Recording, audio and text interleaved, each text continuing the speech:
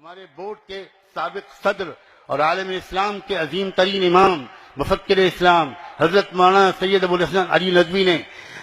کلکتے کے ایک اجلاس میں، جس میں میں بھی شریک تھا، اس میں انہوں نے مسلمانوں سے، جس میں 5 لاکھ مسلمانوں کا مجمع تھا، اس میں انہوں نے مسلمانوں سے کہا تھا ہم حکومت سے کہیں گے، اور 1 بار کہیں گے، اور 2 بار کہیں گے، اور 3 بار کہیں گے، اور صاف صاف کہیں گے کہ آپ مسلم پسند اللہ کو ختم نہیں کر سکتے، آپ قانون شریعت میں تبدیلی نہیں کر سکتے، آپ یکساں سول کوڈ کو نافذ نہیں کر سکتے۔ اس ملک کے آئین نے ہر قوم کو، ہر اقلیت کو حق دیا ہے کہ وہ جس مذہب پر چاہے، جس تہذیب پر چاہے عمل کرے، اس کو پروپیگیٹ کرے، آپ اس کو بدل نہیں سکتے۔ ہم حکومت سے کہیں گے اور بار بار کہیں گے، لیکن انہوں نے اس کے بعد کہا تھا مسلمانوں ہم حکومت سے کہیں گے 1 بار 2 بار 3 بار، لیکن ہم تم سے کہیں گے 10 بار، اور حکومت کے اگر ہم ہاتھ پکڑیں گے تو اے مسلمانوں ہم تمہارا گریبان پکڑیں گے۔ اس کے بعد جو کچھ انہوں نے کہا تھا، میں اپنے لفظوں میں اس کو آپ سے کہنا چاہتا ہوں، کون سا قانون ہے جو آپ کو اس پر مجبور کرتا ہے کہ آپ اپنے بچوں کو اعلیٰ تعلیم نہ دلوائیں؟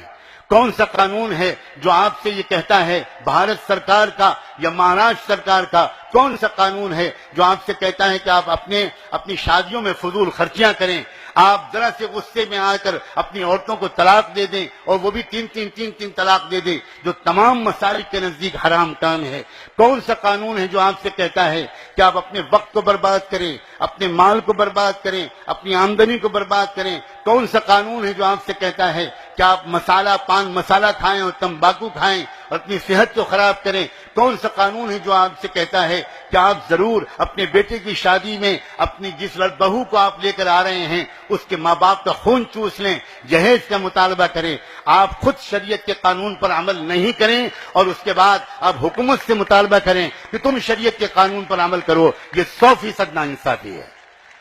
یہ 100% ناانصافی ہے۔ آج آپ کو اپنے ان گناہوں سے توبہ کر کے اٹھنا ہوگا، اور یہ عہد کر کے اٹھنا ہوگا، نہ ہم جہیز کا مطالبہ کریں گے، بلکہ مطالبہ کسی قیمت پر ہم جہیز کے لین دین نہیں کریں گے۔ آپ جانتے ہیں جس وقت وہ لگی ہوئی بارات جاتی ہے شہنائیوں کی گونج میں، آپ جس راستے سے بارات کو لے کر جاتے ہیں، کسی نہ کسی کچے پکے گھر میں اگر کسی غریب لڑکی نے تکیے میں منہ چھپا کر 2 آنسو بہا دیے کہ میرا باپ بھی مالدار ہوتا تو مجھے بھی کوئی بیاہ کر سسرال لے جاتا، ان 2 آنسوؤں کی نحوست کے نتیجے میں ہو سکتا ہے اسی رات اللہ تعالیٰ کی طرف سے فیصلہ ہو جائے کہ اس رشتے میں نا اتفاقی ڈال دی جائے گی، بے برکتی ڈال دی جائے گی، اور یہ رشتہ ٹوٹ کر رہے گا۔ پھر آپ ہزاروں بزرگوں سے تعویذ لاتے رہیے، مظلوم کی آہ کے نتیجے میں جو مصیبت آیا کرتی ہے، اس مصیبت کو کوئی دنیا کی ولی، بڑے سے بڑے ولی کی تعویذ دور نہیں کر سکتی۔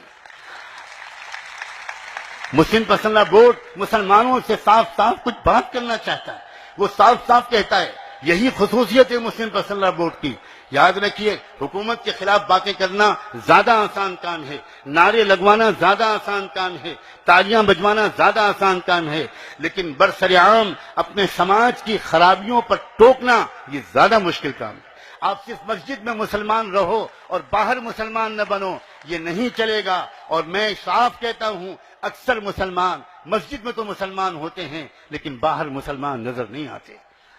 آپ نے کیوں کبھی نہیں سوچا کہ مسجد کے دروازے پر جب ہم نکلتے ہیں تو کتنی ہماری بھارت کے سماج کی نان مسلم بہنیں اور بچیاں اپنے جگر کے ٹکڑوں کو لے کر کھڑی ہوتی ہیں، اور اس انتظار میں کہ نماز پڑھ کے نمازی آئے گا، پھونک چھوڑ دے گا، میرے بچے کا بخار اتر جائے گا۔ کبھی آپ نے سوچا یا پوچھا کہ یہ بہنیں اور بچیاں آپ کے گھروں میں آ کر پھونک کیوں نہیں چھڑواتی، آپ کی دکانوں پر آ کر پھونک کیوں نہیں چھڑواتی؟ میں آپ کو اس کا جواب بتاتا ہوں، میں نے بہت سوچا ہے اور بہت پوچھا ہے۔ اس کا جواب یہ ہے کہ وہ اتنا یہ بات جانتی ہیں کہ مسلمان اتنی ہی دیر تک مسلمان رہتا ہے جتنی دیر تک وہ مسجد میں رہتا ہے، اس لیے وہ مسجد سے نکلتے ہی پھونک چھڑوا لینا چاہتا ہے۔ وہ جانتا ہے کہ یہ مسلمان جس وقت دکان پر بیٹھے گا یہ بھی جھوٹ بولے گا، یہ بھی دھوکہ دے گا، یہ بھی کم ناپے گا، یہ بھی بہوؤں بیٹیوں کو دیکھے گا، اور اس وقت اس کی پھونک میلی ہو جائے گی، اس گندی پھونک سے اس کے بچے کا بخار نہیں اترے گا۔